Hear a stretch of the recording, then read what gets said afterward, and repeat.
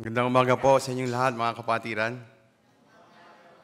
Kamusta po kayo? Kanina yung piano, tsaka yung nagpo-flute, tsaka yung kumakanta, hindi nagtutugma-tugma, no? Alam niyo na kung bakit, di ba? Sino kaya nagkamali? Huminto yung kumakanta, tapos yung piano tumutugtog tuloy-tuloy. Sino kaya nagkamali doon? Sigurado si Brother John yun, nagkamali. Kasi isip niya hindi ko alam kung saan pupunta nowadays. Ha? Di ba hindi niyo napansin yung piano tumutugtog kanina? Tuloy-tuloy, siya nag-aamin na.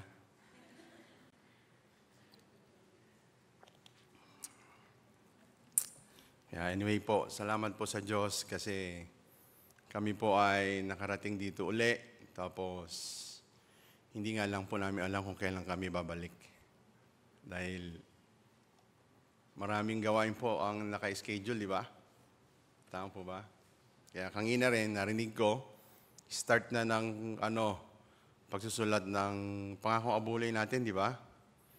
Para sa university natin sa Korea, tapos sa World Cup natin. Masaya ba? Hina. Anyway, ngayon po, punta po tayo sa sa Bible, sa Genesis chapter 6 po, verse 1 to 8. Genesis chapter 6, meron palang monitor.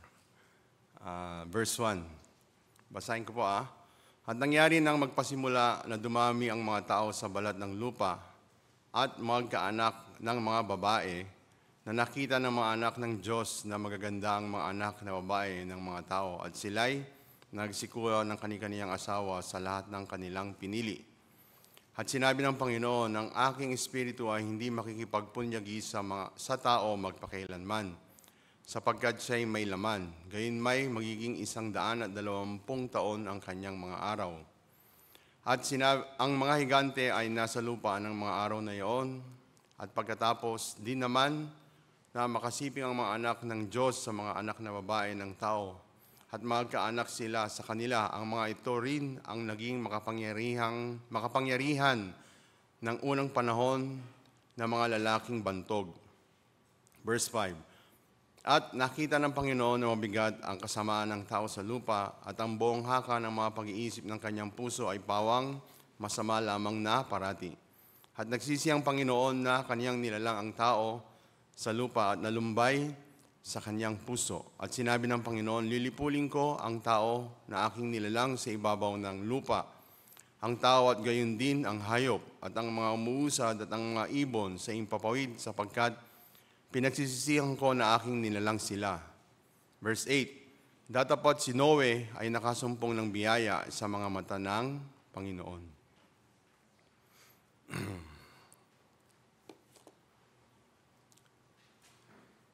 Every time na ako po ay nagkakaroon ng quiet time o kung ako po ay nagme-meditate, talagang lumilitaw yung pasasalamat sa Diyos. Kasi katulad ng kwento na binasa natin, di ba? Alam nyo, itong kwento ay merong nakapaloob na parang hidden na puso ng Diyos, tapos yung kalooban ng Diyos sa kwento na ito.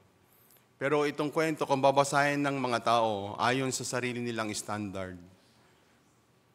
Di ba, sa kwento na ito, nilipol ng Diyos ang lahat ng tao, di ba? Pinatay ng Diyos ang lahat ng tao, maliban sa 8 person, sa 8 soul, di ba? Si Noe, asawa niya, 3 anak niya, tsaka 3 manugang niya. Kaya di ba, yung mga tao, saan ba nasanay ang mga tao sa pagpatungkol sa Diyos? Iniisip nila ang Diyos ay mabuti, yung Diyos ay hindi nagagalit, yung Diyos ay, di ba, sa isip, ito yung madaling iniisip ng mga tao. Kaya maraming mga tao na hindi nila maintindihan yung Biblia. Alam niyo kung bakit po? Dahil habang humaharap sa salita ng Diyos, gamit ng sariling standard ng tao, Kung ano, never nating maintindihan o hindi natin maintindihan ang puso ng Diyos, ang salita ng Diyos. Bakit? Kasi ang salita ng Diyos ay laban sa tao eh. Naintindihan niyo po ba? Siya ay laban sa tao. Ang kaaway ng Diyos ay ang tao. Bakit kaya? O di ba iniibig ng Diyos ang tao? Tao. Nasaan ba ang tao? Nasaan bang tao? Ako, di ba, ay tao. Ang iniibig ng Diyos ay hindi tao. Ang iniibig ng Diyos ay kaluluwa. Ang iniibig ng Diyos ay kaluluwa. Bakit? Kasi yung kaluluwa ay hindi namamatay. Either eternal destruction o walang hanggang buhay sa langit, di ba? Dahil ang Diyos ay spirit, siya ay walang hanggan. Kung ganoon, ang kaluluwa din natin ay walang hanggan eh. Pag binasa natin ang Biblia, ang tao ay nagkaroon ng kaluluwang buhay. Hindi kaluluwang patay, di ba? Kaluluwang buhay. Ano ibig sabihin? Yung kaluluwa, hindi siya mamamatay eh. Pag binasa natin sa Biblia, sa Revelation, yung mga taong ibinulid sa dagat-dagatang apoy ay, pinarusahan, araw at gabi, magpakailan-kailanman. Ano ibig sabihin nun? Ibig sabihin, ang kaluluwa, hindi siya mamamatay eh. Naintindihan po ba ninyo? Marami ding tao nagsasabi na, sino nakakaalam pag namatay ang tao, saan siya pupunta? Diyos lang nakakaalam. Talagang totoo naman yun, di ba? Totoo po yun o hindi? Tayo ba alam ba natin? Hindi natin alam eh. Wala tayong alam. 1 second ng buhay natin, hindi natin alam kung ano yung mangyayari sa atin. Tama po ba? Kaya totoo naman yun, Diyos lang ang nakakaalam. Pero merong isang bagay na nalilimutan ng mga tao. Alam niyo kung ano? Totoo yung Diyos ang nakakaalam kung saan tayo punta pagka namatay tayo. Pero ang nakakalimutan ng mga tao, magtanong dito, maghanap dito, alamin dito. Saan? Sa Biblia. Yung tanong ng mga tao na, saan ba, Diyos lang nakakaalam kung mamatay ang tao kung saan siya pupunta. Meron na kagad sagot ang Diyos eh. Alam niyo ba kung nasaan? Alam niyo po ba kung nasaan? Kung kayo po ay nangangaral, kung binubukan ninyo ang bibig ninyo mga kapatiran, madali ninyong malaman kung ano. Very clear. Isa siya sa pinakasikat na bersikulo kahit sa relihiyon ng mga tao. Ano po ba yun? Sino makakasagot? Marami siyempre, di ba? Pero merong isang napakaklaro na sinabi ng Diyos kung saan ang tao, pag namatay siya, saan siya pupunta? Kung sa langit o sa impyerno. Saan? 3:23. Ito rin tama. Pero merong eksakto, alam niyo kung ano? John chapter 3, verse 16. Ano ba nakalagay dyan? For God so loved the world that He gave His only begotten Son, that whosoever believe in Him should not perish, but have an everlasting life. Kung ano, nandiyan ba yung impyerno at langit o wala? Nandiyan po ba? Wala. Hindi ko po alam kung nandiyan o wala eh. Nandiyan, di ba? Yung taong hindi sa sampalataya, mapapahamak. Saan yung kapahamakan? Saan yun? Sa impyerno? Sabi ng iba, sa impyerno po. Nauutal sila eh. Sa impyerno, di ba? Tapos yung sumampalataya sa pupunta, sa buhay na walang hanggan. Saan yun? Sa kaharian ng Diyos. O ganun, sagot na o hindi pa? Di ba? Sinabi na ba ng Diyos o hindi pa? Sinabi na ng Diyos. Tama po ba? Ngayon po, habang binabasa ko po itong kwento, merong isang bagay po dito na binigay sa akin ng Diyos eh. Nung isang araw po, di ba merong isang batang cute na cute dito, di ba? Tama? Sino ba yung cute na cute dito? Yung sikat na bata ngayon dito sa church. Na lahat ng tao ay laging humihipo sa kanya. Si Obed, di ba? Tapos, pagdating ko dito, meron ako mga narinig na mga kung ano-ano tungkol sa bata na ito.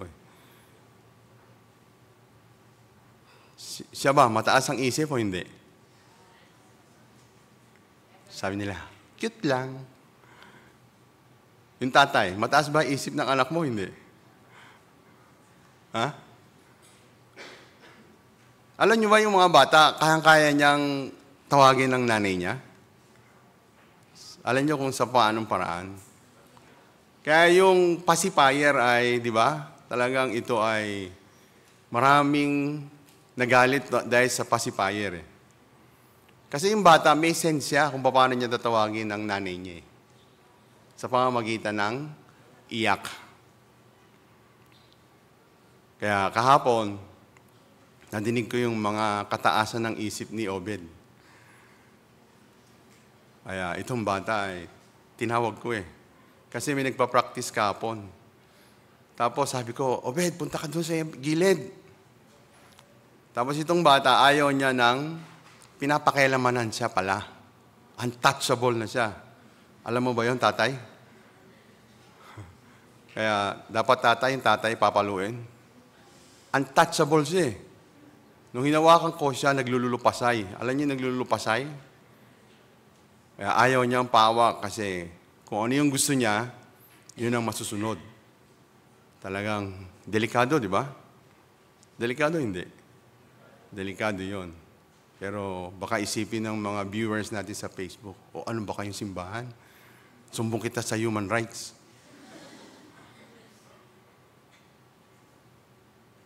Kaya, tandaan nyo binanggit ko yung human rights, no? Mamaya ikukuhan. Tandaan nyo paalala nyo sa akin. Kaya, di ba ngayon nauubos na yung boko? Kaya, ibig sabihin ako ay paubos na talaga, di ba? Kaya, anyway, kaya itong bata ay pinalo ko siya ng Korean style na palo. Kasi yung ikakasal sa susunod na panahon, siya ay napalo ng Korean style ng lingkod ng Diyos dati. Pero dahil siya pinalo dati ng Korean style, saan ba Korean style? Pinapalo sa paa, di ba? Scientifically, actually, yun ay maganda sa tao sa bata. Dahil doon nagsisirculate yung dugo ng maayos. Scientifically. Kaya yung isang bata na ikakasal dito sa susunod na panahon, siya rin nakaranas ng palong ganun Kaya parang tumino siya ng konti kaysa sa iba, konti lang pagkatino niya, di ba? So anyway, itong bata na ito ay pinalo ko sa paa Tapos ayaw niyang tumigil. Alam niyo kung bakit ayaw niyang tumigil, umiyak? Kasi ang dami nararamdaman niya sa paligid niya yung mga kakampi niya Ang dami niyang kakampi dito. Unang-una, yung lola, hindi makakyat dito. Nandito ba? Nandito pala. Diba? Yung tatay niya, nasa lawag ngayon. Meron siyang tatay dito alam na alam nyo, di ba? Tapos, meron pang iba-ibang mga nandito. Talagang, nararamdaman niya, ang dami kong kakampi dito. Tapos, alam nyo kung ano ginawa ko sa kanya? Dinala ko siya doon sa likod Pagpunta namin sa likod, tumahimik siya. Wala na siya makita Wala siyang kakampi. Pag tinuloy ko yung iyak ko, mapapalo pa uli ko. Di ba may sense o wala? Pero nung dumating yung anak ni Pastor Jenner na si Yael, mahal na mahal niya si Obed Alam niyo ba yun? Cute na cute si Yael. Pagdating ni Yael doon, umiyak uli. Kaya sabi ko, Yael, ikaw, alis ka dito. Umalis. Tapos, tumahimik uli. Kaya, ngayon, itong si Obed, masaya siya, di ba? Masaya. Pero pag nakita niya ako, yung mukha niya,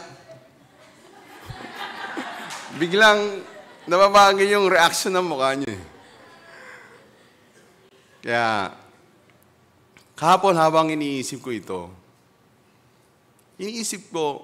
itong bata, saan ba siya natatakot? Kaya pag-usapan natin takot, di ba? Gusto niyo ba? Takot?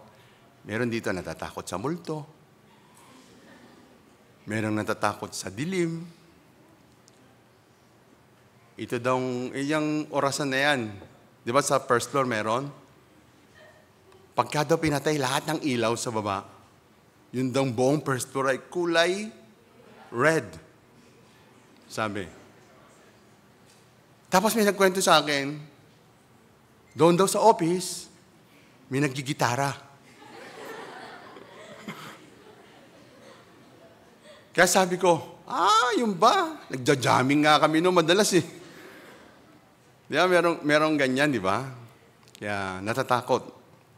Kaya itong bata na ito ay, inisip ko, kung nakikita niya ako, saan ba siya natatakot? Natatakot ba siya dahil pinalo ko siya? Maaaring ganon, di ba? Tama ba? Pero ano ba yung importante na dapat katakutan ng bata? Yung bang palo, ito ba ay dapat niyang katakutan? Yung ba yung dapat na katakutan niya? Actually, hindi yung palo ay dapat katakutan niya eh. Ang dapat niyang katakutan ay yung taong nagsasalita sa kanya. Naintindihan ba ninyo? Kasi yung salita ang dapat kinakatakutan ng isang bata. Salita pa lang, boses pa lang, kung gano'n, kung matakot. Kaya, dati ang pinaka-cute dito, sino ba? Si Caleb. Ngayon, laos na siya. Kasi limitaw na si Obed, di ba? Kaya si Caleb ay, pag nakita niya kung paano ko pinalo si Obed eh. Nakita ni Caleb. Siyempre, ang palo naman sa bata, hindi naman yan yung malakas.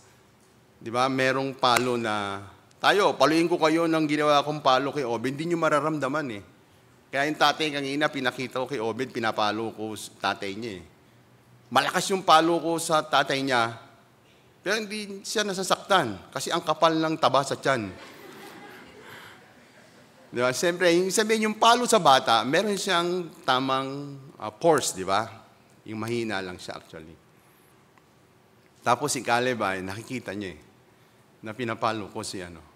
Paglabas ko ng office, nakita ko si Caleb. Inuugoy-ugoy niya yung duyan ni Obed, sabi ko. Ikaw, Caleb, matigas ba ang ulo mo? Hindi po. Sinungaling, no? Tapos sabi ko, ano pangalan ko? Sabi niya, tapos sabi ko, pangalan ko, ako ay si Pastor Arnold. Sabi niya, Pastor Arnold. Sabi ko, pag nakalimutan mo yan, papaluin kita, ha? Ito ay sabi ko eh. Alam niyo kung ba't ko ito sinabi? Kasi meron akong dahilan kung ba't ko sinabi yon. Hindi para takutin ng bata. Kaya, sabi ko, tanda mo, usapan natin yan. Pag nakalimutan mo ang pangalan ko, papaluin kita. Kaya alam niyo kung itong bata, pag nakita, mula nung oras niyo, pag nakita niya ako, Pastor Arnold! Pag nakita niya ako, Pastor Arnold! Tapos kami lumabas kahapon. Alam niyo kung ano sabi niya sa akin? Nung sinara ko na yung gate. Pastor Arnold, bye-bye! Kaya nung marinig ko ito, sa puso niya, di ba, sinabi ko, ang pangalan ko ay Pastor Arnold, pagka nakalimutan mo, papaluin kita. Kung ano, itong salita ko ay pumasok diretso sa puso niya. Pastor Arnold, pag nakalimutan ko ang pangalan niya, merong mahabang kahoy na sandok dyan. Aabot yun, sigurado sa akin. Anyway, nakakatuwa, di ba? Kaya, ngayon, saan ba natatakot ang mga tao? Saan ba kayo natatakot? Saan ba tayo natatakot? Kaya itong bagay ay pag-usapan po natin.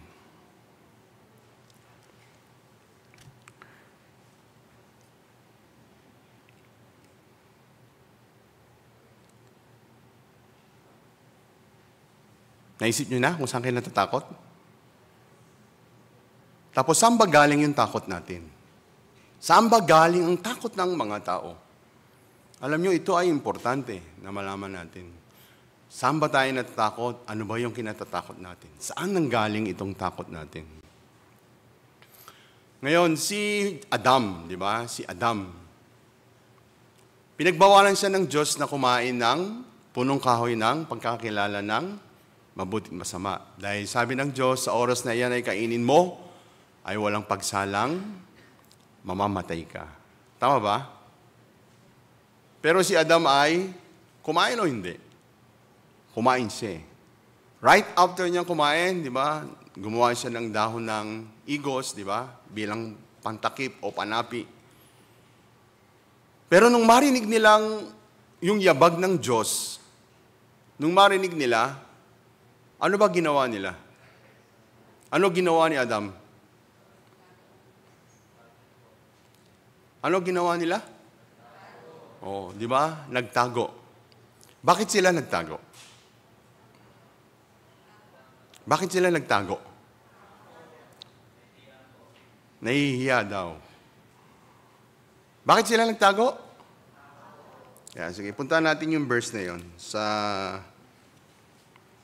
Genesis chapter 3 verse 8. Genesis chapter 3 verse 8 to 10.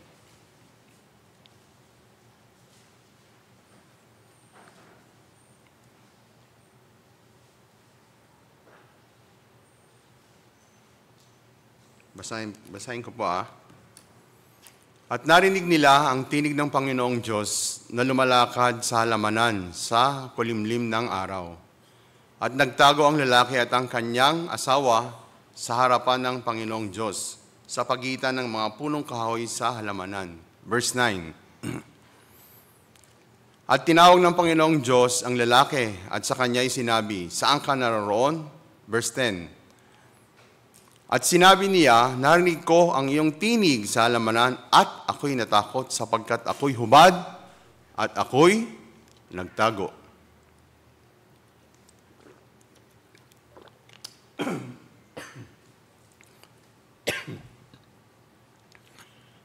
Narinig ko ang iyong tinig sa halamanan at ako'y natakot sapagkat ako'y hubad at ako'y nagtago.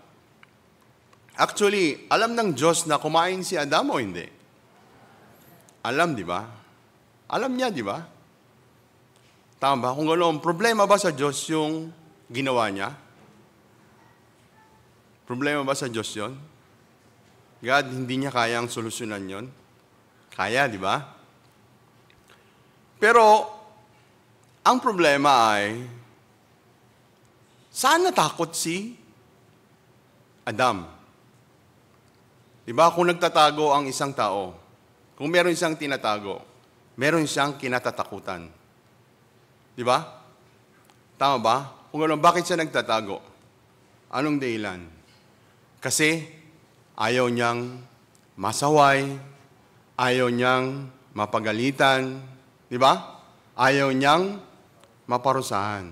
Kung gano'n, pag inisip natin ito, kung gano'n, saan siya natatakot? Kung isang tao ay natatakot, sino ba iniingatan niya?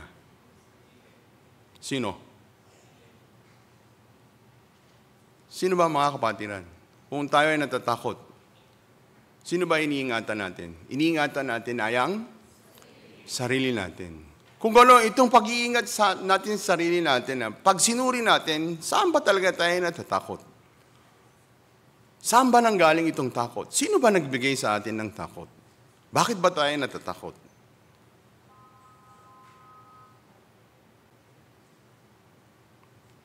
Minsan ba ito tinanong nyo sa sarili ninyo? Bakit tayo? Saan ba ako natatakot? Ngayon, itong si Adam, di ba? Ako ay natakot at ako ay nagtago eh. Kung gano'n, alam niyang meron siyang kasamaang ginawa, wala. Alam niya, di ba? Alam niya. Pero ano yung gusto niyang gawin sa harapan ng Diyos? Ang gusto niya ay i-hide. Di ba? Nagtago. Ano ibig sabihin? Hiding, di ba?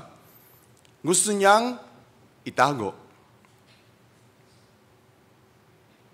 Kayo ba, pag gumagawa kayo ng kasalanan, ting madaling araw, sabi ng asawa ko, pag kami umuwi sa amin, pagka nakita niya doon sa kusina na merong mga hindi nahugasang mga mangkok, kutsara, o baso, lilitaw na,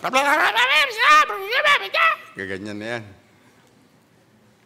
Tapos lagi niyang sinasabi sa akin, alam mo, ang kusina doon sa Quezon City Church ay, dahil ang asawa ko, ayaw na ayaw niyang may kalat sa kitchen, doon sa hugasan. Kaya kahit di siya inutusan, hugas siya ng hugas, pero naiinis siya kinabukasan. Dahil punong-puno na naman ng hugasan. Bakit kaya? Doon ba meron CCTV doon? Meron ba, Pastor Jenner? Maglalagay na ko, yari kayo. Di ba? Kasi, yung mga kwan dito, laging kumakain ng patago, palihim. Tama, hindi tama? Di ba? Di ba? Oh, di ba? Totoo hindi? Kung ano, bakit kumakain ng palihim? Bakit tinatago? Kasi natatakot eh.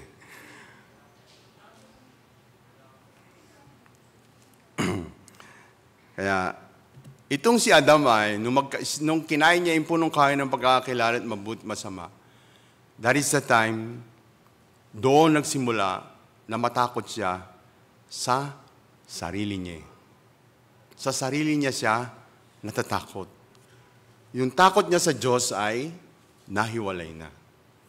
Kung ganoon, lahat ng mga tao dito sa mundo, kung si Adam ay natakot sa sarili niya, kung ganoon, tayo rin hindi natakot sa sarili natin. Ano ibig sabihin na natatakot sa sarili? Ano ba ibig sabihin ng natatakot ako sa sarili ko? Ano po ba ibig sabihin nun? Ibig sabihin natatakot. Baka wala akong makain, wala akong mainom, wala akong isusuot na damit. Di ba? Ang mga tao, saan ba siya takot at takot? Kung ganoon, saan ba tayo nakatira? Sa mundo na ito. Kung ano ba yung tinuturo ng mundo na ito sa atin? Alam niyo kung ano? Matakot sa mundo. Matakot sa sanglibutan. Ngayon, pag chinik natin yung buhay natin habang tayo nabubuhay, saan ba ako natatakot? Sino ba nagturo sa akin na matakot? Walang iba kundi itong sanglibutan na ito ay nagbigay ng. Sige, punta tayo sa Marcos chapter 8. Punta po tayo. Mark chapter 8. Verse 36.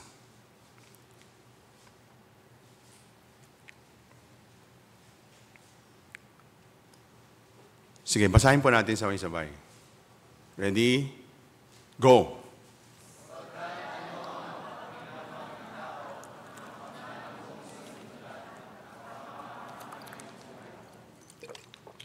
Ngayon, yung mga tao, saan ba siya nakapokus?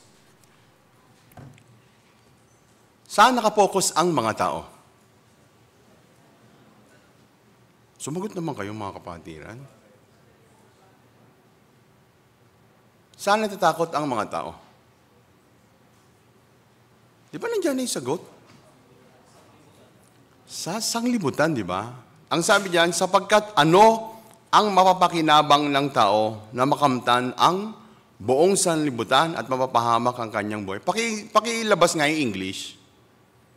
Dito ay mas klaro. Basahin niyo ulit sa English.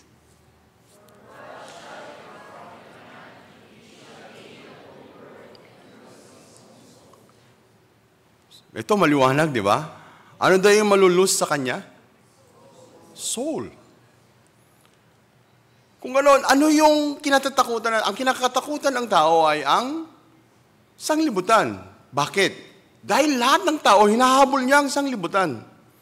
Pero, ano daw ang mapapakinabang sa kanya? Ano daw ang pakinabang nito sa kaluluwa niya? Wala. Pero lahat ng mga tao ay takot na mawalan siya ng mga bagay-bagay. Tama, di ba? Tama po, hindi tama.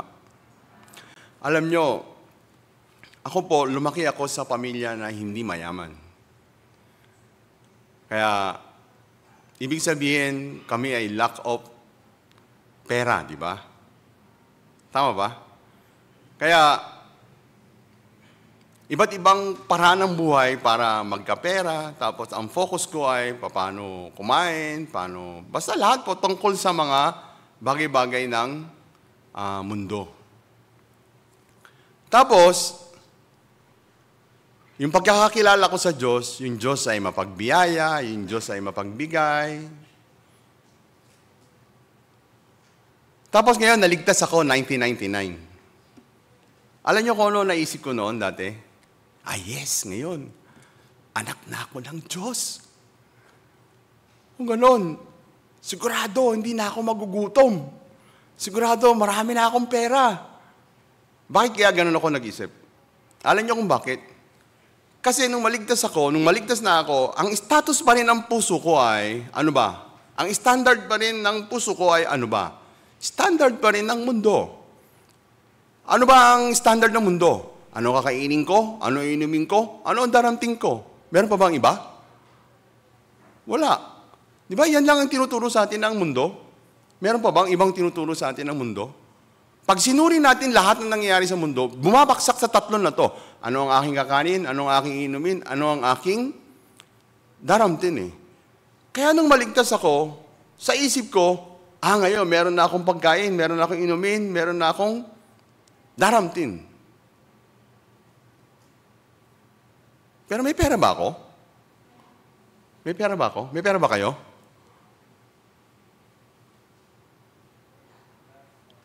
Ako, may pera ba ako? Meron ba akong pera sa bangko? Ha?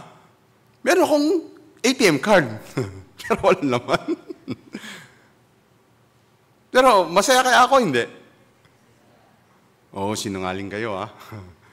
Kaya anyway, di ba? Yun yung pagkakakilala ko sa Diyos. Yung Diyos ay magbibigay na sa akin ng lahat ng bagay na pangangailangan ko eh. Pero ganun ba yung Diyos? Ganun ba yung Diyos? Ngayon, meron tayong pangakong abuloy, di ba? Yung pangakong abuloy natin, para ba sa bulsa natin? Para ba ilagay sa bulsa natin? Hindi, di ba? Tama ba? Meron ba kayong pera? Pambigay sa pangakong abuloy? Wala. Tama ba? Pero bakit meron tayong pangakong abuloy? Kaya, anyway, yun yung pagkakakilala ko sa Diyos. Pero alam ninyo, merong isang bagay pala, nung ako ay maligtas, nung tayo ay maligtas, meron palang isang bagay na gustong alisin ng Diyos sa buhay natin eh. Alam niyo kung ano? Yung sanglibutan. Itong sanglibutan ay gustong alisin ng Diyos. Yung buhay natin sa sanglibutan, pamumuhay natin sa sanglibutan, katatakutan natin sa sanglibutan. Ngayon, tingnan natin sa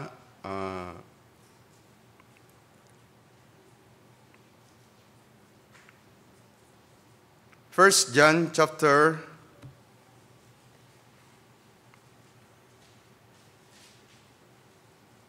2, verse 16. 1 John chapter 2, verse 16. Basahin po natin ulit sabay-sabay. Ready? Go. Sapagkat ang lahat ng nangasanglibutan, ang masamang pita,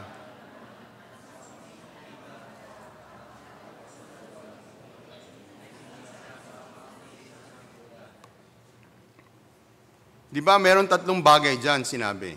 Pita ng laman, pita ng mata, kapalaluan sa buhay. Kung ganoon, ito ba yung natural na pamumuhay ng isang tao? Hindi. Ganyan ba umiikot yung buhay ng isang tao? Hindi. Pita ng laman, pita ng mata, kapalaluan sa buhay. Pag inisip natin, umiikot ang mundo ng tao, Umiikot yung buhay ng tao, diyan o hindi? Di ba? Kahit hanggang ngayon, umiikot pa rin ang mundo sa ganyan, di ba? Kahit mga ligtas na tao, umiikot pa rin diyan. Kung hindi klaro ang puso sa harapan ng Diyos, umiikot pa rin diyan, di ba? Tama po ba? Pero ang isang tanong dito sa verse na yan ay, balik mo ulit, hindi importante yung mukha ko. Kaya, ano ba ang sa verse na ito ay, ano ba ang pinaka-importante dyan? Yung iniikutan ng mga tao ngayon, sa buong buhay nila, 24/7, o 365 a year, di ba? Hanggang mamatay ang tao. Diyan umiikot ang buhay ng isang tao, di ba? Pero ang tanong, galing ba yan sa Diyos? Galing ba yan sa Diyos? Hindi yan galing sa Diyos. Saan galing? Sa sanglibutan eh. Kung ano yung Diyos, nung tayo ay maligtas, alin ba ang gusto niyang unang alisin sa atin? O ano ba yung gustong alisin ng Diyos sa mga tao? Alam niyo kung ano? Yung nangyari kay Adam, nung siya ay kumain ng punong kain ng pagkakilala at mabuti masama, siya ay natakot at nagtago. Nung siya ay nagtago, ibig sabihin, ang kinatatakutan niya ay ang sarili niya eh. Ngayon, tingnan ninyo.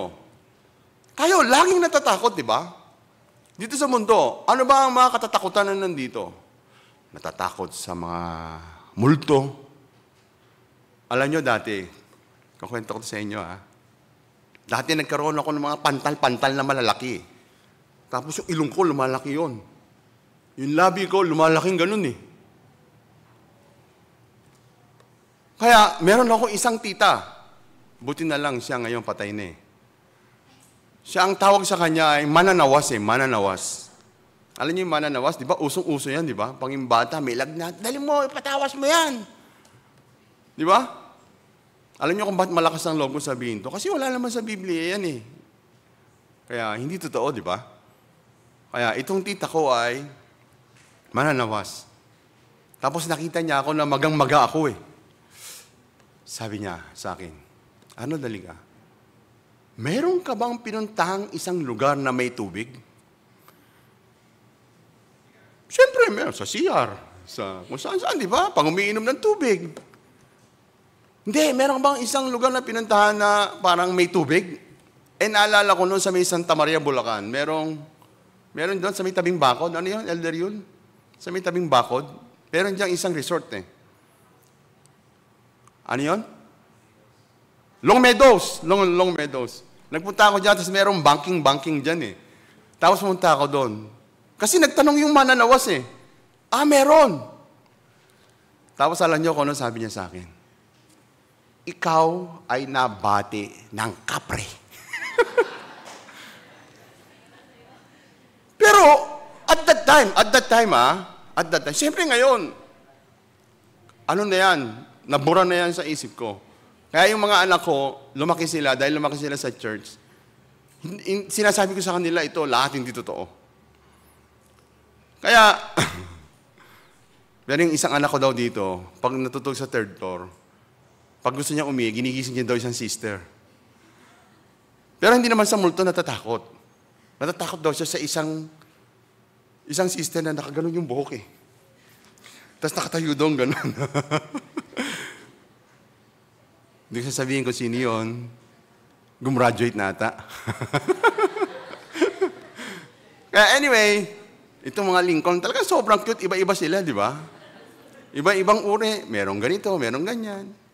Merong may paganon, may pabalik. Di ba? Kaya nakakatawa itong mga Lincoln. Eh. Alam niyo, pagpasok niyo doon sa Lincoln sa mga lalaki, nagtanong ako doon eh, sino ba mayor dito? Kaya magbago kayo ng puso ang mga lalaki, ang Lincoln, ayusin niyo yun. Pagpasok ko doon, may nanuntok. Tapos pagka nagbukas ka ng lighter, mukhang liliyab yung buong. Doon sa may pinto, maglagay ko, mukhang liliyab doon eh. Anyway, Kaya itong tita ko, sabi niya sa akin, ay nabati ka ng kapre. Di ba sabi, kinuwento ko sa inyo, doon sa office may nagigitara. Kaya siyempre, natutuwa lang akong sagutin sila na, yun ba, nagja-jamming kami noon eh. Pero kung tatakutin ko mga kapatiran, talagang sila ay matatakot. Kaya anyway, basta tandaan nyo, itong lahat ay hindi totoo. Pero noon ay hindi pa ako ligtas. Kaya, ganun ba? Kaya sabi ng tita ko, mag-alay ka ng pulang manok. Pulang manok? Saan ako kukuha ng pulang manok? Mga sabongero lang may alam nun. Di ba yung mga sabongero, iniimas yung mga pulang manok, di ba? Pero dahil sa, lagi ako, every other day, namamaga ako eh. Kung ano na yung pumasok sa puso ko. Itong kapre na to, masama ang bati sa akin. Wala naman akong ginagawa sa kanya. Kaya ang ginawa ng tita ko ay, siya mismo ay nag-alay ng pulang manok. Tapos, kasi alam nyo yung nanay ko, alam nyo kung taga saan siya? Taga Cebu siya eh.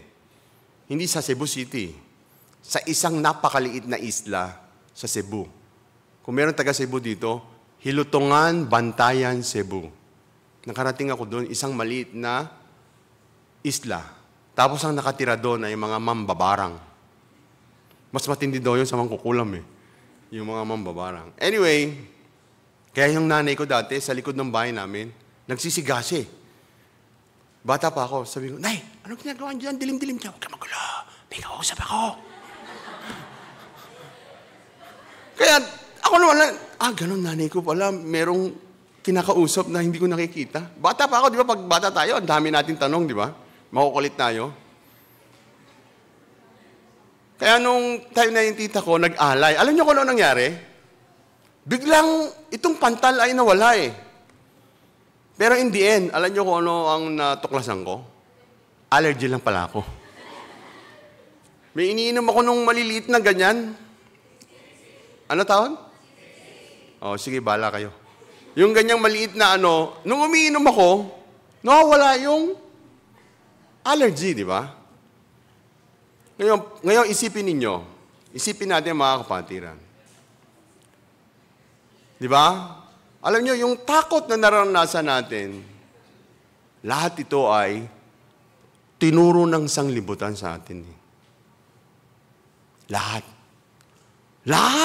Basta lahat ng takot na nararamdaman natin sa puso natin. Di ba? Pamahiin.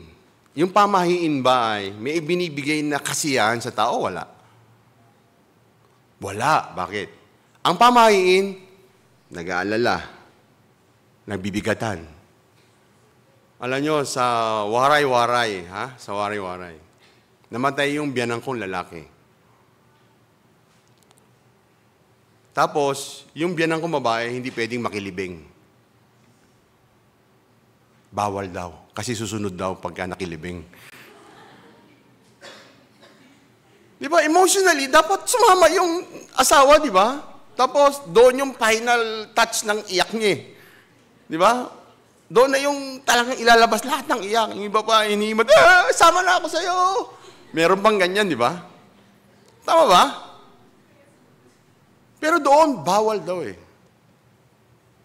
Tapos pag may patay, ayon sa pamahiin, bawal magwales.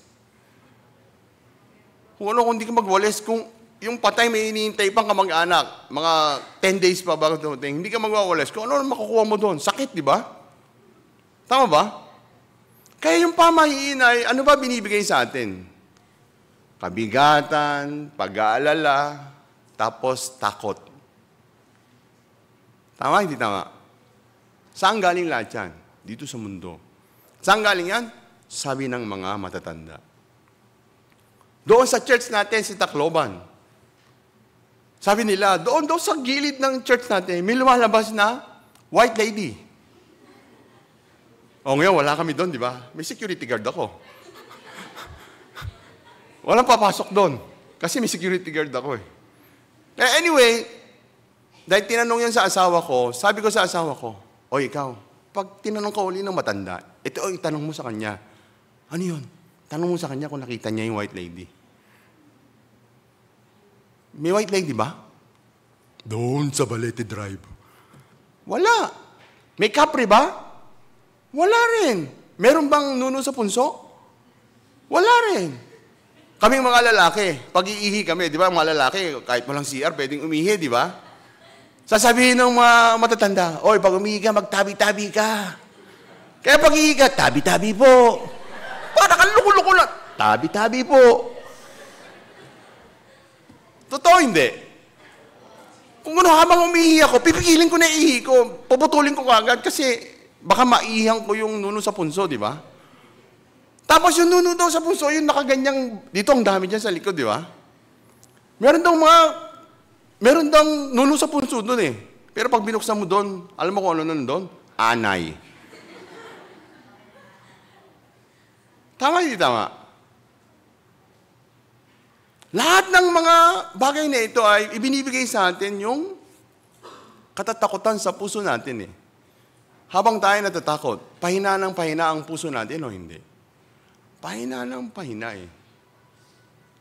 Kaya doon sa amin, sa Leyte, talagang ang daming pamahiin, ang daming superstitious. Kaya hindi ka makamove. Dahil sa dami. Uy, wag yan. Uy, wag yan. Uy, wag yan. Uy, naku, wag yan. Ay, naku, magagalit. O, baka ganito. O, baka ganyan. Kung ano masaya, mabuhay ng ganon? Hindi masayang mabuhay ng ganon. Kaya yung Diyos, di ba, sinabi niya ng diretso sa, pakibalik natin yung verse na, 1 John chapter 2, verse 16. Diretsong sinabi niya sa atin ay, ang pita ng laman, ang pita ng mata, at ang kapalaluang sa buhay ay hindi mula sa akin.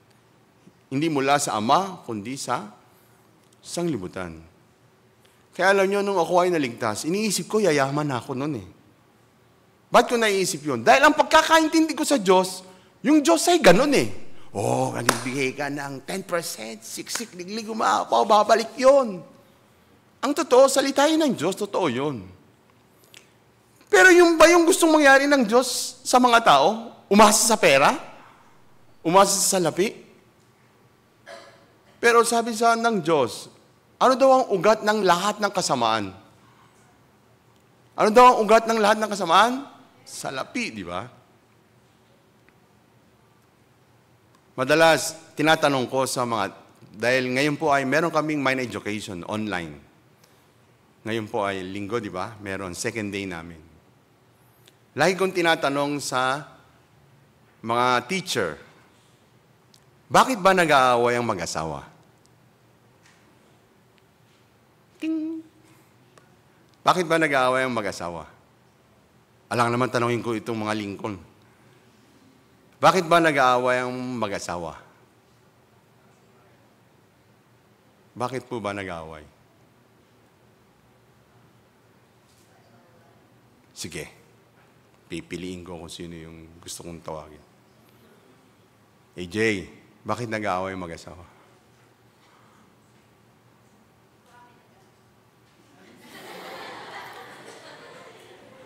Pinainit mo yung ulo ko. Hindi asan ba si Bale? Nandito ba? Bale, asan ka ba? Asan ba si Bale? Oh, yun. Sabi ni AJ, hindi daw kayo nag-aaway. Ano kayo, robot?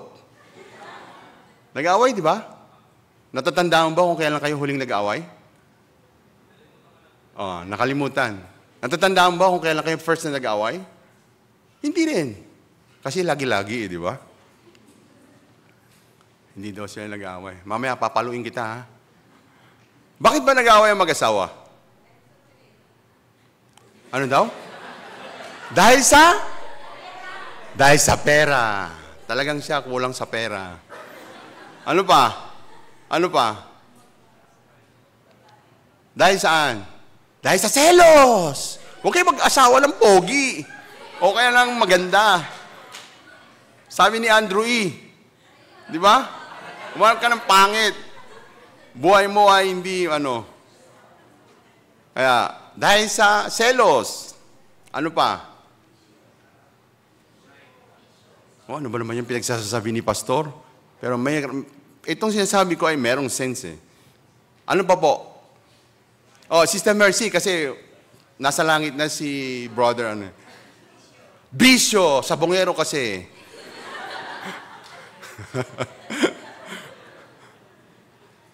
Di ba? Maraming iba-iba kayong, totoo naman yung mga sinasabi nyo, pero lahat ng sinasabi nyo, merong isang dahilan, merong root. Di ba? Merong root word, di ba? May sinatawag na root word. Merong isang tunay na dahilan, bakit nag-aaway ang mag-asawa, ang magkaibigan, ang mag-best friend, ang magkapatid, lahat ng mga tao, ang dahilan kaya siya nag-aaway. Isa lang dahilan. Ako ay tama. Sabihin nyo nga. Kung gano'n, kung kayo ay tama, yung kaaway nyo, ano siya? Mali siya. Di ba? Eh yung kaaway nyo, ano sabihin sa inyo? Mali ka rin. Ako tama, siya rin tama. Matatapos ang World War III, hindi. Matatapos o hindi? Hindi, di ba? Ngayon, isipin natin. Between God and men, ano nasa pagitan nila?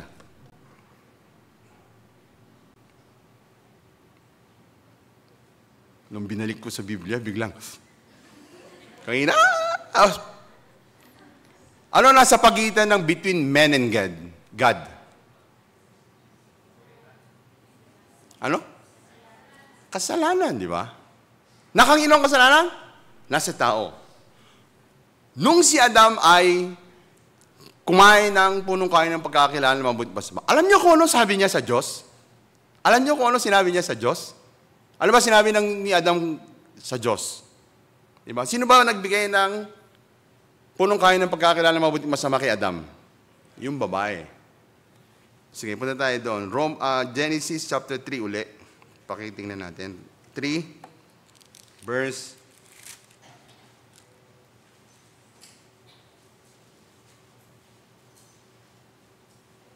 12. Verse 12.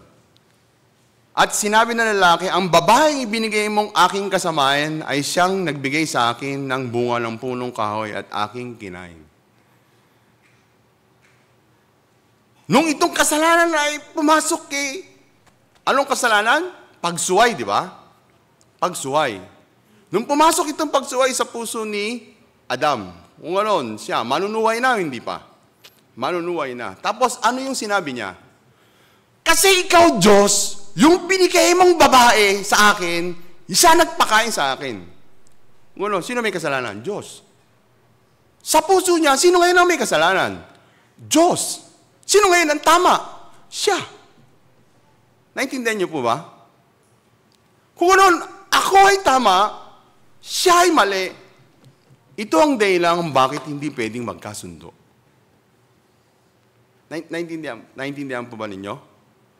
Si Adam sabi niya, Diyos, yung binigay mo sa aking babae, siya ang nagpakain sa akin ng punong kain ng pagkakakilala at mabuti masama. Kung mag-reply kaya ang Diyos, ano kaya sasabihin ng Diyos? Ngayon, itong si Adam, mula noon, ano na nakatayo sa kanya? Siya ay tama eh. Ako ay tama. Kung ano, di ba? Sister Kwan, tsaka si Sister Kwan. Kasi may nasagap akong balita eh. Meron daw nag-umpogang bato ngayon dito. Ano bang dahilan? Idesa? Ha? Anong dahilan? Ako ay tama.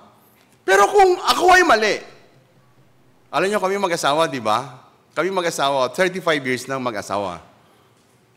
Pero kaming mag-asawa, lagi pa rin nag-aaway. Pero alam niyo kung kailan kami nagkakasundo? If I feel, kung alam ko, ako ay mali, kung gano'n, kahit hindi ako magsalita na ako ay mali, pinaparamdam ko kay waray-waray na ako ay mali. Wala siya dito, nasa baba. Kasi MEST namin yun eh. Kaya, hindi ko lang alam, baka nakabukas din yung Zoom niya, no?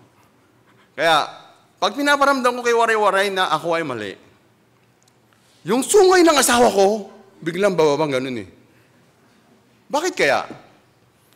Dahil kung inamin kong ako ay mali sa harapan ng asawa ko rin, matutunaw ang puso niya eh. Tapos, sa puso niya rin, paparamdam niya sa akin, ako din ay mali eh. Naintindihan ba ninyo? Kung gano'n, ako mali. Siya din mali. Kung gano'n, lahat ng sasabihin ng asawa ko, tama sa akin o hindi? Magiging tama na o hindi? Lahat ng sasabihin ko sa asawa ko, tama na rin o hindi? Tama, di ba? Kung gano'n, magkakasundo na kami o hindi? Magkakasundo. Kung gano'n, nung si Jesus ay pumunta rito 2,000 years ago, sino ba yung hinanap niya? Sino ang hinanap ni Jesus nung pumunta siya dito 2,000 years ago? Sino ba? Junior, sino? Si Presi?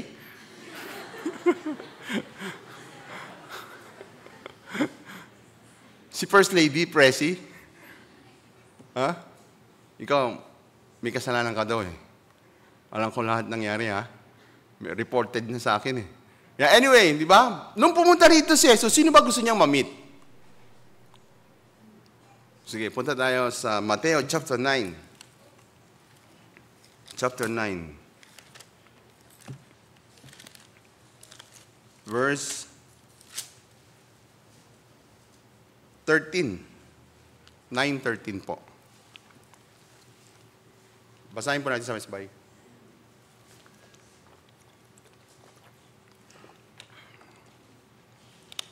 (13) 1:3. Yan. Ready? Go.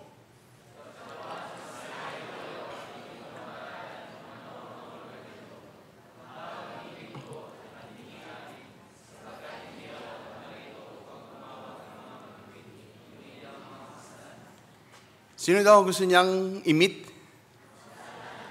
Makasalanan, di ba? Kung ano, sino yung mamimit? Sino yung bagay kay Jesus?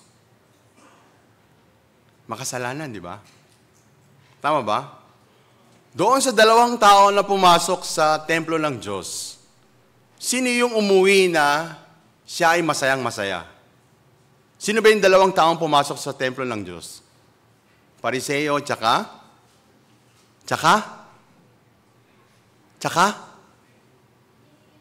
hindi kayo nagbabasa ng Biblia, no? Pariseo, tsaka tax collector. Maniningil ng buwis, di ba? Tama ba? Yung Pariseo, ano ang sabi niya? Paano siya nananalangin? Ang panalangin niya, Panginoon, mawag ka sa akin. Ako, hindi ako katulad ng maniningil ng buwis na ito. Ako po ay nag-aayuno twice a week. Yung pong lahat ng kinakamtang ko, binibigay ko sa kaba ng Diyos, 10%. Ako po ay nag-aayuno. Kaya ganito siya nanalangin, di ba? Tama ba? Tapos yung maniningil ng buwis ay, ang ginagawa niya ay, dinadagukan niya yung dibdib niya eh. Tapos, yung ulo niya, hindi niya maitingala sa langit eh. Tapos ano sabi niya? Panginoon, mahabag ka sa aking isang makasalanan. Kung ano itong tao, dahil sa puso niya, inaamin niyang siya ay makasalanan. Kung gano'n, lahat ng sabihin sa kanya, ikaw, mamamatay tao ka, di ba? Ano sasabihin niya? Ikaw, rapist ka, di ba? Ano sasabihin niya? Ano i-reply niya?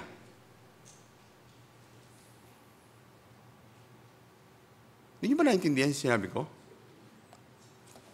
Diyos, ako ay mabag ka sa akin na ako ay tao makasalanan. Sabi ng Diyos, ikaw mangangalunya ka.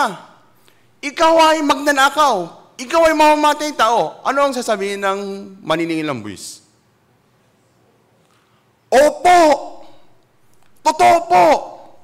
Ganito yung puso ng tao na makasalanan. Alam nyo dati, hindi pa uso ang World Camp. Ang uso lang noon ay evangelical meeting tsaka Bible seminar. Alam nyo dati, 5 days ang Bible seminar. Alam nyo kung bakit? Monday, Tuesday, Wednesday, pinapangaral tungkol sa kasalanan. Tapos sa kautusan ng Diyos. Huwebes ay ipapangaral ang gospel.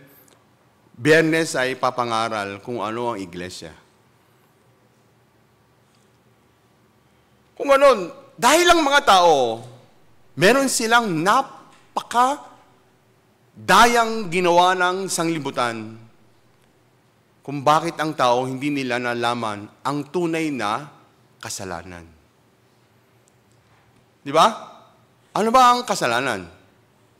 Sa isip ng mga tao, ang kasalanan ay yung mga ginagawa ng mga tao. Pero, yung mga ginagawang kasamaan ng tao ay, ang tawag doon ay, bunga ng kasalanan. Bunga yung bunga. Di ba? Kaya ibig sabihin, lahat ng mga tao nakapokus sa bunga. Hindi sa pinagmulan ng kasalanan. Kaya anong ginagawa ng tao? Nabubuhay ang mga tao na, kailangan kong linisin yung bunga. Di ba? Merong isang kwento na old story. Ano yon? Merong isang tao. Merong isang puno. Tapos itong puno ay nagbubunga ng mabahong bunga. Taon-taon. Tapos ang ginagawa niya, pag nagbunga, ang ginagawa niya ay tinatanggal niya lahat ng bunga. Kung gano'n, mabaho pa o hindi na? Mabaho pa o hindi na? Hindi na, di ba? Pero the following year, babaho uli, hindi. Kung gano'n, matalino siya o mangmang? Mangmang siya, di ba? Ang dapat, bunutin yung puno kung wala nang baho, di ba? Tama ba? Yung mga tao, ang focus nila, ngayon, ako drug addict, hindi na ako magdadrugs. Ako sugarol. Hindi na ako magsusugal. Sa bungero ko dati. Hanggang mamatay, sa bungero pa rin. Hindi na ako magsasabong, di ba? Doon nakapokus yung mga tao. Kung gano'n, itong turo ay saan galing? Turo ng sanglibutan eh. Kaya yung mga tao, saan siya takot? Takot siyang magkasala. Takot siyang masaway. Takot siyang gumawa ng kasamaan. Pero yung tao, gagawa ng kasamaan o hindi? Gagawa. Bakit? Dahil ang tao ay controlled by sin. Alam niyo ba yon?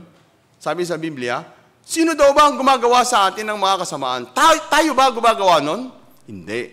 Yung kasalanan nakatira sa tao, ang gumagawa ng kasalanan. Hindi ang tao. Pag binasa natin sa Roma chapter 7, di ba? Yung tao ay hindi gumagawa ng kasalanan, kundi yung nakatirang kasalanan sa kanya, ang gumagawa ng kasamaan o kasalanan. Naintindihan ba ninyo? Kung kayo ay nangangaral, madali nyo maintindihan itong kinukwento ko eh. Kaya sabi dito sa Mateo chapter 9, matuwid na tao ba ang hinahanap ni Jesus? Mabuting tao ba? Pero dito sa mundo, ano ba ang turo? Ang turo ng mundo ay, JR, huwag ka nang maninigarilyo ha? Ha? Maging faithful ka. Namulat tuloy si JR. Hindi si JR, dalawa silang JR eh. Hindi JR. Junior! Pala, Junior. Si Junior, tsaka si JR yun eh. Brother JR, asawa ni Sister Olive. Si Junior, asawa ni First Lady. Si Prezi, di ba? Di ba, yung tinuturo ng mga tao, tinuturo ng mundo, ang tao ay maging mabuti. Tama ba? Tama, hindi tama? Ay, maging faithful ka sa asawa mo, ha? Meron bang ganyan? Meron bang faithful sa asawa? Babae o lalaki, meron bang faithful? Si Elder Gilbert lang nagsabi, wala. Siya lang talaga nakakaintindi. Walang faithful na tao, meron bang faithful na tao? Meron ba? Wala. Pero ano ang turo ng mundo? Maging faithful kayo. Ngayon, tao nagpapaka-faithful o hindi?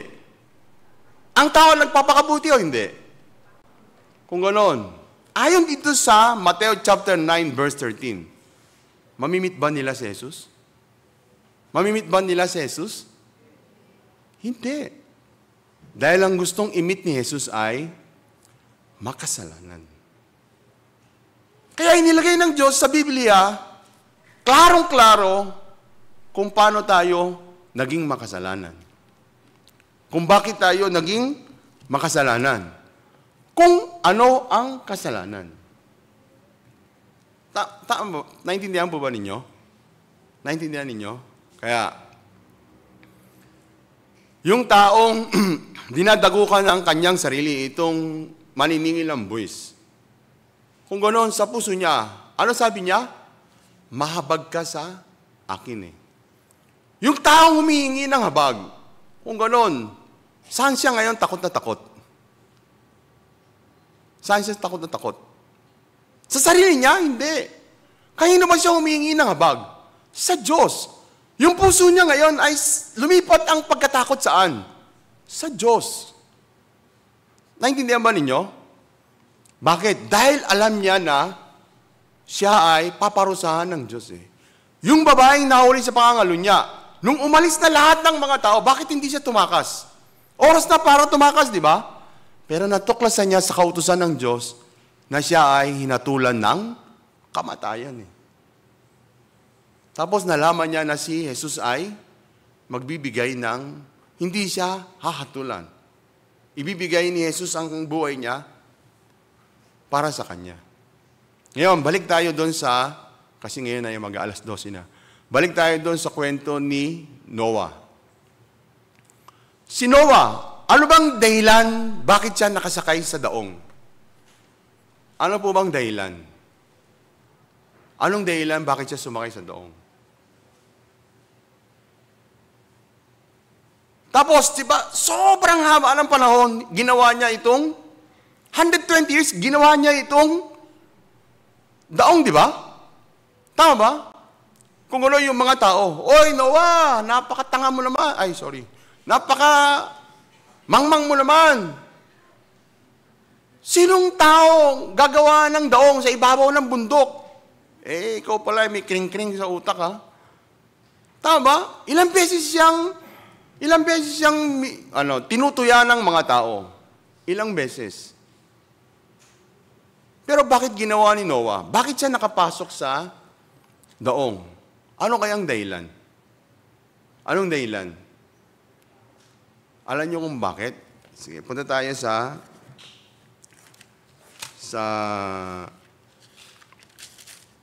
Hebreo chapter 11. Hebreo 11,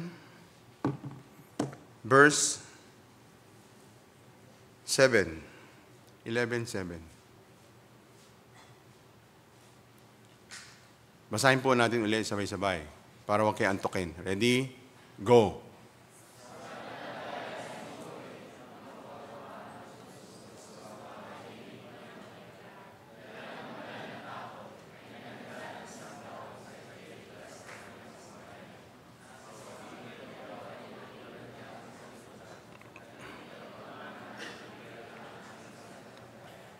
Halatang-halatang kayo ay walang lakas eh. Gugutom na ba kayo? Sa pananampalataya, si Noe sobrang walang lakas. Dapat dumadagong-dung tong di ba? Itong fourth floor eh. Kaya, ano daw dahilan? Dala ng banal na takot eh. Ngayon, ano yung pinaunawa kay Noe ng Diyos? Ano yung pinaunawa ng Diyos kay Noe, di ba? Ano yon? Yung parating na baha. Tapos, lilipulin ng Diyos lahat ng may hininga ng buhay. Kung ganoon, paano ba tayo magkakaroon ng karunungan ng Diyos? Paano po ba? Paano ba tayo magkakaroon ng karunungan ng Diyos? Sige, punta tayo sa Proverbs. Proverbs chapter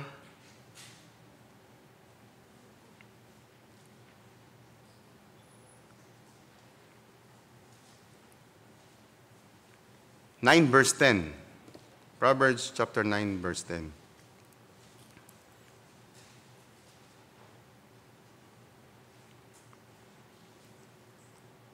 Proverbs, Kawikaan, chapter 9 verse 10. Pakilabas po sa ano. Ayan. Ready? Go!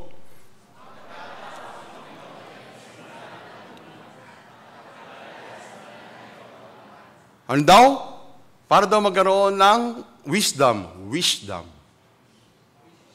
O karunungan. Ano daw ay kailangan? Pagkatakot sa Panginoon. Para magkaroon ng karunungan, pagkatakot sa Panginoon ay pasimula ng karunungan at ang pagkakilala sa banal ay kaunawaan. Di ba tayong mga tao, mahina tayo, hindi. Mahina. Kulang tayo, hindi. Kulang. Mangmang tayo, hindi. Mangmang. Di ba? Lahat ng negative na bagay ay nasa atin eh. Pero sige, punta tayo sa Proverbs chapter 34 verse 9. 34:9. Basahin natin with feelings. 34 verse 9. Ibig sabihin, lakasan nyo mga kapatiran. 34 verse 9, kawikaan. Wala? Anong Bible yan meron dyan? Walang kawikaan? Proverbs 34 verse 9. Nandiyan na ba kayo mga kapatiran? Nakita niyo na?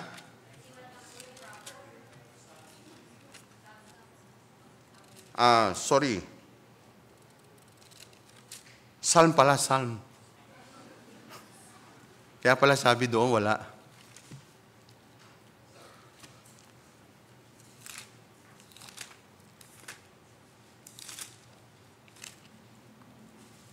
Ready? Basahin natin, ha? Ready? Go! O mga takot kayo sa Panginoon, kayong mga banal niya, sapagkat walang kakulangan sa kanila na nangangatakot sa Kanya. Di ba kahanga itong verse? O mga takot kayo sa Panginoon. Kung ano, si Pastor Park, bakit nasakop ang buong mundo sa pangaral ng Ebanghelyo? Dahil sa puso ni Pastor Park ay, isa lang kinatatakutan niya eh. Ano yon? Yung Panginoon.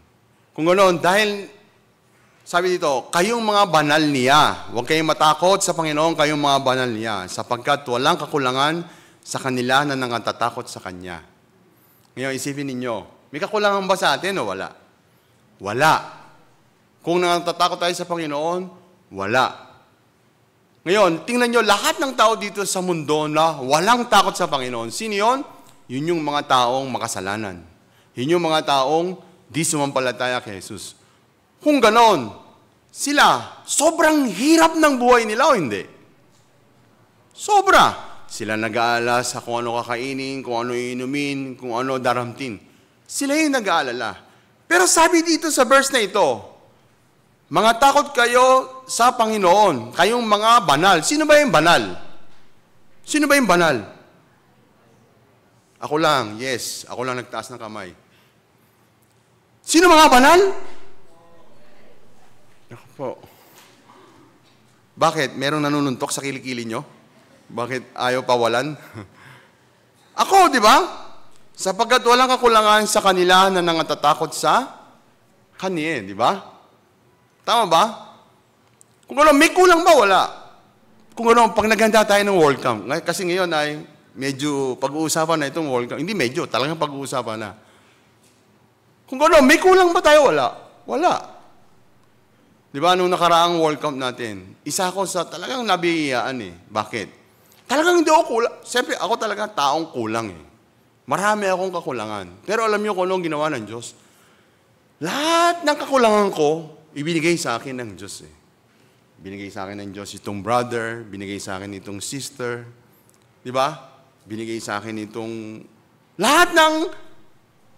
lahat ng mga bagay para sa World Cup ay nakita ko na binigay sa akin ng Diyos eh.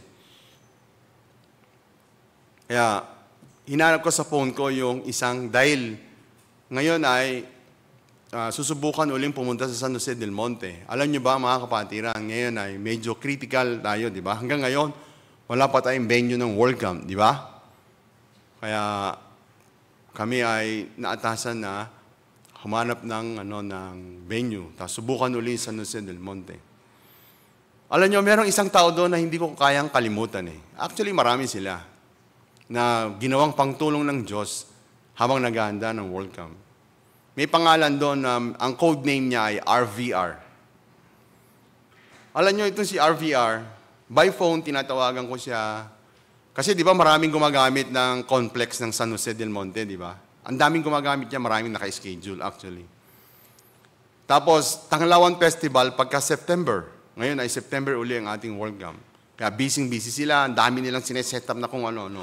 Itong si RVR siya ay in charge sa buong San Jose del Monte sa mga logistic ba tawag doon? Logistic. Iyon. Sana hindi ko makalimutan itong salita. Logistic, di ba? Ibig sabihin yung mga bagay-bagay. Ngayon, itong si RVR hindi niya ako pinapansin eh. Tapos lagi siyang masungit sa akin. Talagang lagi siyang masungit. Ini-snub niya ako lagi. Kaya sabi ko sa isang brother, itong si RVR binabaliwala ako, pero siya ay isa sa mga pinakamahalaga dahil siya ay naka-assign sa logistics. Sabi sa akin ng brother na ito, Pastor, kasi hindi ka pa niya nakikilala. Pag nakilala ka niya, siguro mababago puso niya. Tapos, na-meet ko na siya. Halos di niya ako pansinin eh. Para siyang artista na gusto ko magpa-autograph, ayaw niya. Kaya, sabi ko doon sa brother, ganun pa rin eh. Hindi, Pastor, pag nagkaroon tayo ng, ano tawag doon? Ano tawag doon sa meeting? Coordinative meeting. Kaya nagkaroon kami ng coordinative meeting. Na-meet ko ulit ito si RVR. Tapos alam niyo kung ano sabi niya? Pagkatapos namin mag-explain tungkol sa World Camp, alam niyo kung ano sabi niya? Ito palang gawain niyo parang isa pang, Tanglawan Festival. Laki-laki pala ng event nyo. Bakit ngayon mo lang sinabi? Sabi sa akin ganun eh. Ang tagal ko na sinasabi nyo sa inyo, sir eh. Hindi ko alam. Pag siya nagsalita, laging galit eh. Tapos yung laway niya nag-excursion. Kaya dapat meron kang yung face, ano tawag doon nung COVID? Face shield.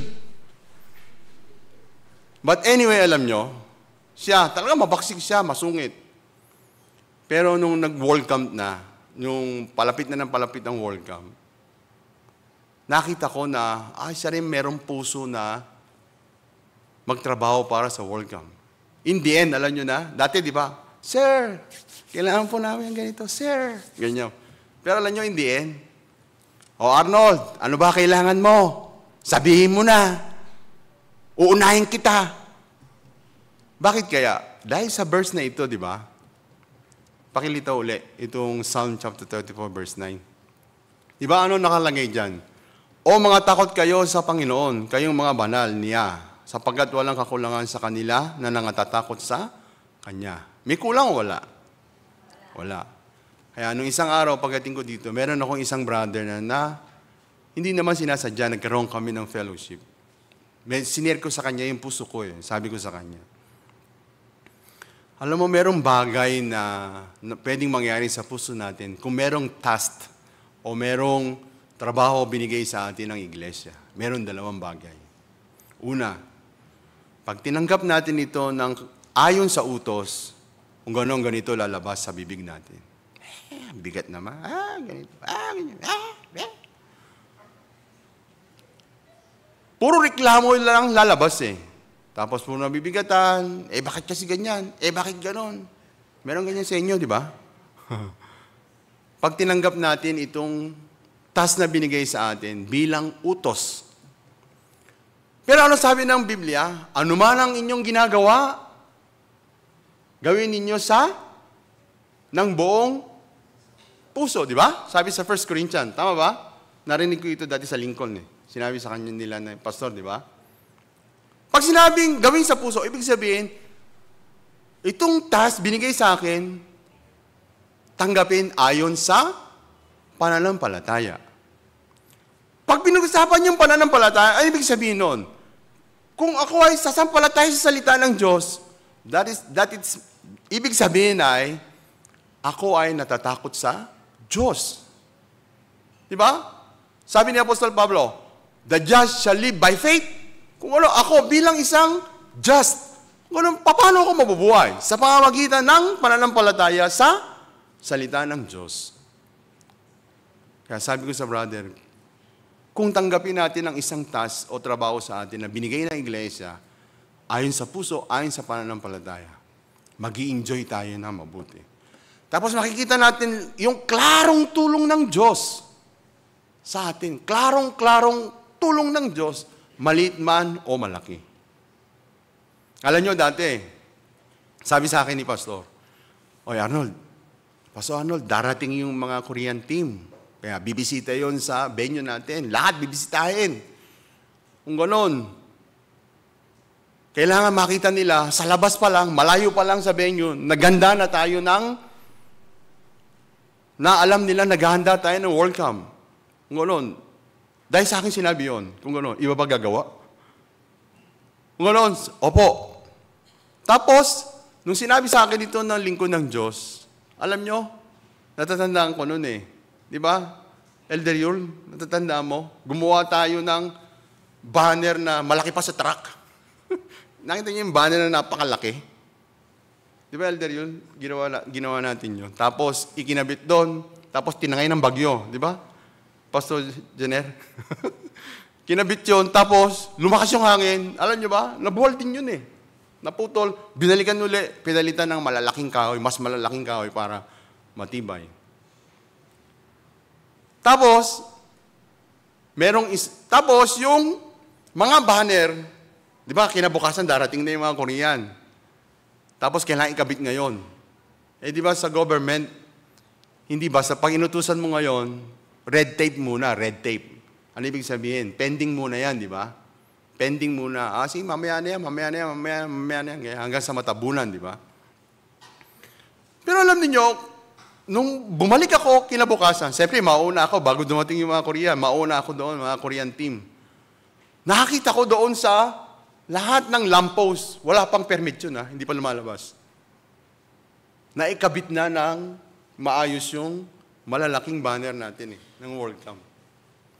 Tapos nag-chat sa akin si Pastor, Arnold, ang ganda ng mga nasa lamppost. Pero walang permit. Pero naikabit. Bakit naikabit? Bakit kaya? Kasi sa mga banal, walang kulang. Naintindihan ba ninyo? Tapos, merong isang sablay na nangyari. Yung Di ba, pagpasok natin, pagliko sa kaliwa, di ba may nakita niyo yung banner doon na nakalagay? Kaya, yun din, kasi kailangan ng, tawag doon, lifter. Lifter. Yung sinasakyan ng mga parang pang Meralco. Pero yung lifter niya, kung saan saang sulok ng city yung pumupunta. Pero itong lifter ay dumating, tuwan-tuwa ako. Sabi ko, yes! Nasa venue ako noon. Kasi sabi ni Pastor, sinenya pa sa Kakao kung paano ang pwesto nito. Kaya, kinabit na. Sabi sa akin na nagkabit, Sir, naikabit na po. Dahil sa tuwa ko, alam niyo kung ano ginawa ko? Kumain ako kasama nila Nagkamayan kami, nagpabili ako ng isang buong manok. Kumain kami, kamayan kami doon sa likod na. Okay na, yes! Yes, tuwang-tuwa na ako, final touch Dumaan sila, Pastor. Tapos umuwi. Mamaya, nag-chat uli sa akin, sa Kakao. Alam niyo kung ano nakalagay? Baliktad yung araw. Lahat ng inihanda ko yung buong araw niyo, gumuho yung puso ko. Tapos, wala na yung lifter. Yung lifter ay wala na, umalis na.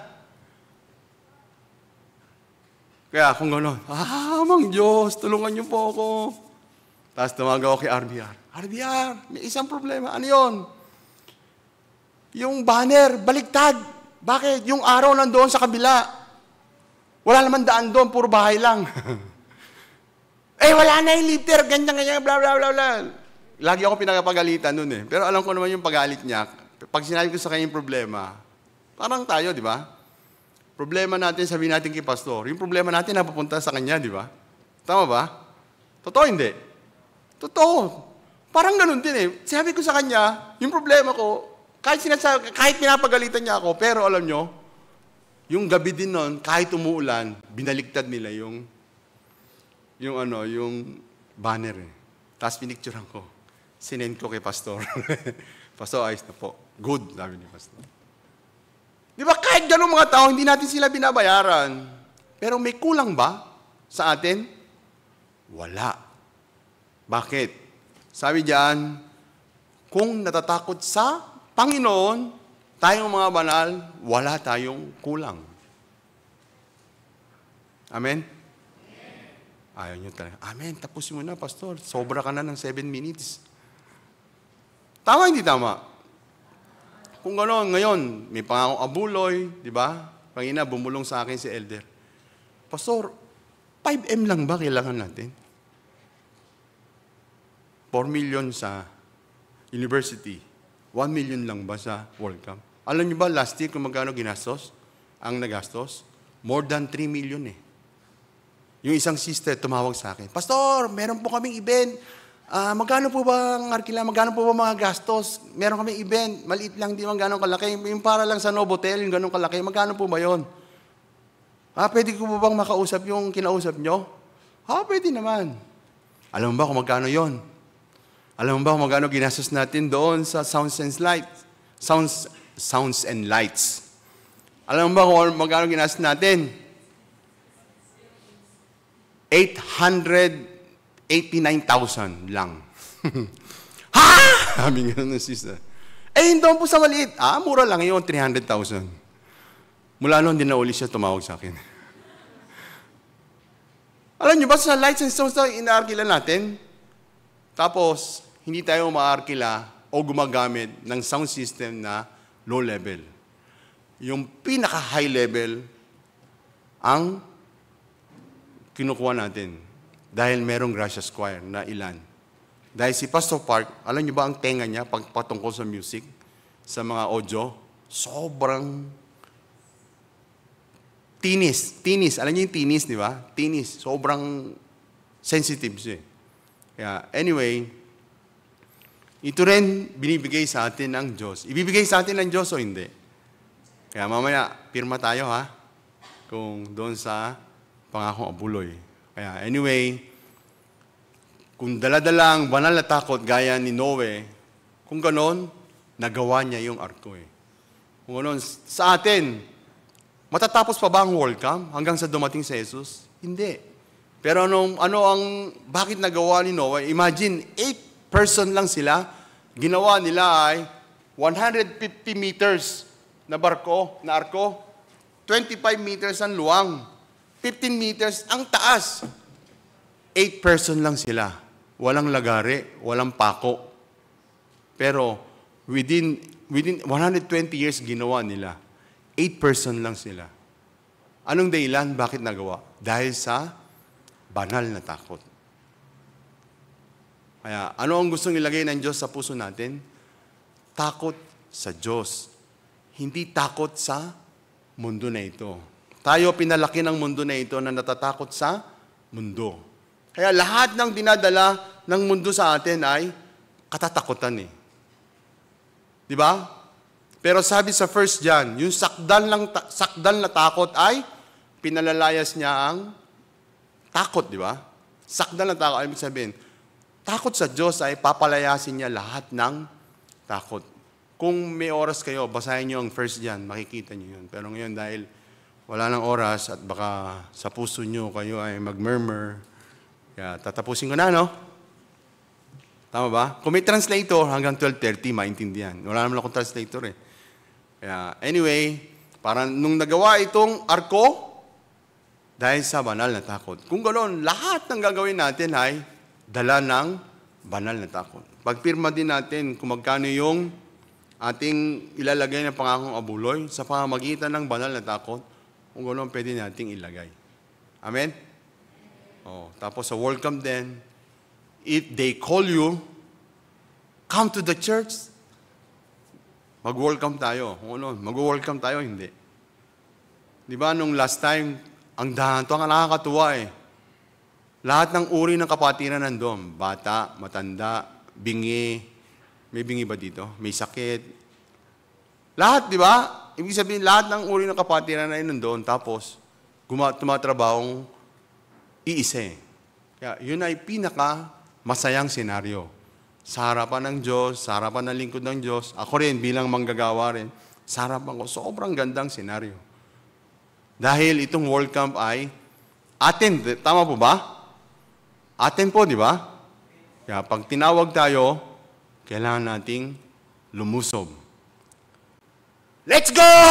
Lusob! Sino yung lumulusob? Mangmang na tao. Tayo ay mangmang, kaya sabi, lusob! Lusob! Mananalo tayo eh. Matalinong tao pag sinabi, lusob! Ano daw? Lusob! Meeting muna tayo, meeting. Tapos darating na yung kalaban, patay sila lahat. Pero tayo, dahil tayo ay mangmang, wala tayong sariling buhay. Dahil ang buhay natin ay sa Diyos. Di ba? Itong buhay natin ay sa atin o sa Diyos? Sa Diyos. Sabi ng Diyos, lusob! Welcome tayo! Kung ganoon, welcome tayo. Welcome? Yes, welcome! Kung ganoon, matatalo natin ang kalaban. Anyway, ito yung dala ng banal na takot sa buhay. Lahat tayo may banal na takot o wala? Meron. Dahil tayo ay banal na anak ng Diyos. Kaya mabuhay tayo sa pamamagitan ng banal na takot. Kaya hanggang dito na lang po. Manalangin po ako sandali. Amang Diyos, maraming salamat po sa inyo sa oras na ito. Kami po yung mga tao na nabuhay na ang natutunan po namin ay matakot sa mundo na ito, matakot sa sarili po namin. Kaya yung buhay po namin ay punong-puno ng takot, kahit sa pagtulog hanggang sa pagising na po namin, katatakutan na nasa amin. Pero Panginoon, nung ibinigay niyo po sa amin itong banal na takot sa pamamagitan ng dugo ng Panginoong Yesus, kami po ngayon ay nabubuhay dahil sa banal na takot. Kaya ang karunungan, meron nasa amin, binigay ninyo mula sa inyo, at ang buhay din po namin ay hindi nagkukulang dahil ang buhay po namin ay pinalitan ninyo. Mula sa pag-asa sa mundo, mula sa mabuhay para sa mundo, pinalitan po ninyo ang buhay namin na mabuhay para sa Diyos, para sa kaluwalhatian ng Diyos. Kaya yung buhay namin ay hindi namin maramdaman na may kulang. Dahil gaya ng sabi ninyo, ang banal na nangatatakot sa Panginoon ay kailanman ay hindi makukulangan. Kaya maraming salamat po. Panginoon, ngayon po ay magsusulat kami ng pangakong abuloy. Kaya kung ayon sa puso na ibigay niyo po sa amin, ito po yung susulat po namin. Sa inyo po namin gustong hingin itong bagay. At ngayon din po, dahil sa wala pa kaming venue para sa World Camp, tulungan niyo po kami na makahanap yung lugar na ibinigay niyo po sa amin, ito po yung gusto po namin masumpungan. Kaya hanapin po namin sa pamamagitan ng banal na takot sa inyo, kung ano matatagpuan po namin iyon. Kaya maraming salamat po. At ang mga lingkod po ninyo, nasa Korea ngayon, Panginoon, biyayaan niyo po ang mga lingkod ninyo para bumalik sila na merong ganitong healthy na pangangatawan gaya ng dati. Dahil sila po ay ilaw dito sa Pilipinas. Kaya Panginoon, sila po ay biyayaan niyo po. At ang mga kapatiran po namin, biyayaan po ninyo habang kami po ay nabubuhay. Kami po ay mabuhay, dala-dala itong banal na takot. Kaya marami pong salamat sa inyo at ang lahat ng bagay sa inyo kami na pinagkakatiwala at nalain po kami sa dakilang pangalan ng aming Panginoong Yesus na aming tagapagligtas. Amen.